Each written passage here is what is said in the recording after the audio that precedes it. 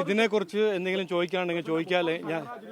ഞാൻ നോക്കൂ, ഇന്ന് ഞങ്ങൾ രാവിലെ പറഞ്ഞല്ലോ, പാർട്ടീൻ്റെ ലീഡർഷിപ്പും പാർട്ടീൻ്റെ പ്രവർത്തകരും ഇന്ന് ഒരു ഗൃഹസമ്പർക്കം പ്രോഗ്രാം തുടങ്ങിയിട്ടുണ്ട്.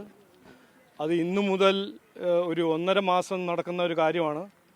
അത് 50 ലക്ഷം വീട്ടിൽ ഞങ്ങൾ കയറും.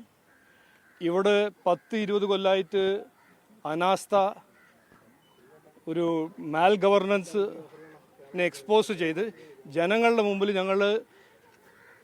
നരേന്ദ്രമോദിജി ചെയ്ത വികസനവും ഞങ്ങൾ ആഗ്രഹിക്കുന്ന ഒരു വികസിത കേരളത്തിനെ കുറിച്ച് സംസാരിക്കും.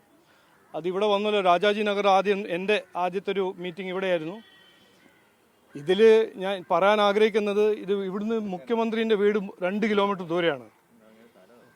ഇവിടുത്തെ സ്ഥിതി നമ്മൾ കാണുമ്പോൾ CPM-ഉം കോൺഗ്രസും മാറി മാറി ഭരിച്ച ഒരു ജില്ലയാണ്, ഒരു നാടാണ്, ഒരു സംസ്ഥാനമാണ്. അപ്പോൾ ഇവിടെ എത്രയോ കാര്യങ്ങൾ, എത്രയോ വീട്ടിൽ ഇന്നും കാണാൻ കഴിയുന്നത് മഴക്കാലത്ത് ചോർച്ച, കുടിവെള്ളമില്ല, ഡ്രെയിനേജ് ഇല്ല, റോഡില്ല.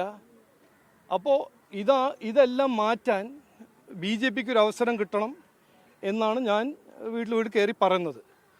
അപ്പോൾ ആ ഒരു വികസന സന്ദേശം ഞങ്ങൾ വീട് കയറി പറയും. ഇതാണ് ഞങ്ങളുടെ കാഴ്ചപ്പാട്, ഇതാണ് ഞങ്ങൾ ആഗ്രഹിക്കുന്നത്. നാടിൻ്റെ ജനങ്ങൾ ഞങ്ങൾക്കൊരു അവസരം തരണം. ലോക്കൽ ബോഡി തിരുവനന്തപുരം കോർപ്പറേഷൻ ഒരു വികസിത അനന്തപുരിയാക്കി മാറ്റാൻ ഒരു അവസരം തരണമെന്ന് ഞാൻ എല്ലാവരോടും പറയുന്നു.